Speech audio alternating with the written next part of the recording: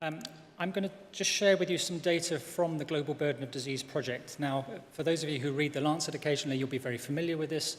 There are regular reports that come out periodically from this program based in Seattle, led now by Chris Murray and funded in recent years by the Bill and Melinda Gates Foundation. And it's really, as many of you know, it's the biggest effort to systematically quantify disease and disability globally and the relative importance of different diseases. Theo Voss was originally going to be talking to you today. Unfortunately, he sends his apologies. He's recovering from a mountain biking accident. So I'm just going to walk you through the global burden of disease and what it tells us about viral hepatitis. For all our sakes, I'm not going to walk you through the methodology in detail, but I just want to share with you one figure to emphasize some of the complexity of the estimations that go into this process. The program draws together data from a wide variety of sources, both population-level data and more specific registries of cancer deaths and many other sources, to try and produce these summary estimates which we can use to then compare different diseases. So now we have new effective interventions for all of the major viral hepatitis, both vaccines and treatments. The question is, what is the burden of viral hepatitis and what does this program tell us about that?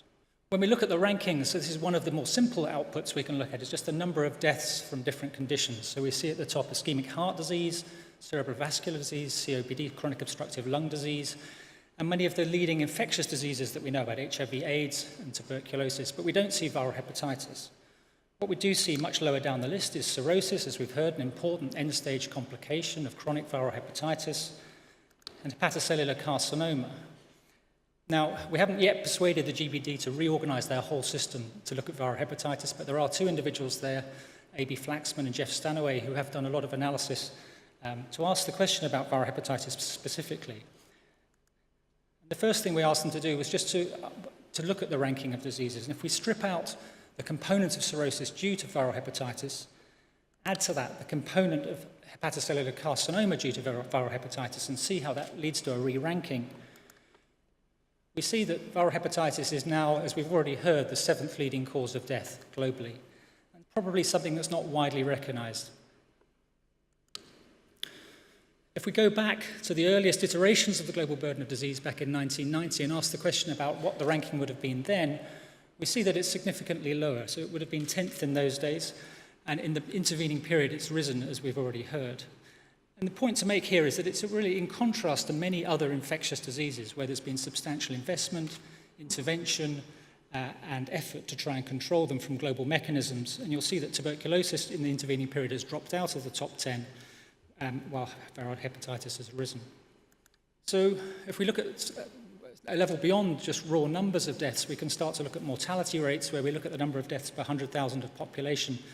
And in this figure, there's a lot of data, but just to show you a couple of points, the size of each of these pies represents the mortality rate from viral hepatitis in different regions of the world. And as we've heard already, the Western Pacific region carries a particular brunt of disease.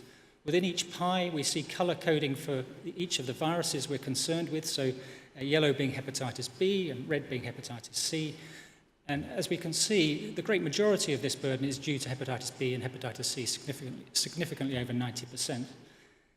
The relative distribution in the world changes, so the relative importance of hepatitis B and hepatitis C differs depending on where you are in the world, but broadly speaking, the pattern is similar.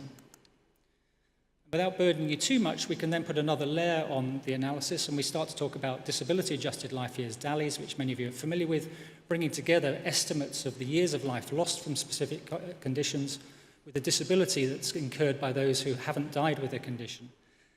And once we start to rewire the whole analysis within the GBD program, we can start to ask questions about the distribution of DALYs. And just to share with you two, we can see for each of the viruses that we're concerned about, there's been a significant impact in population growth. But overall, the change in DALYs is particularly prominent with hepatitis B and hepatitis C, where they've risen.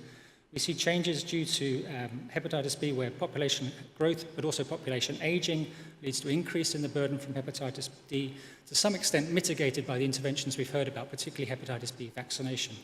But with hepatitis C, without those interventions, without an effective vaccine, and without widespread access yet to treatment, we've seen a significantly higher increase in DALYs due to hepatitis C. And finally, to finish, I'll leave you with this one figure.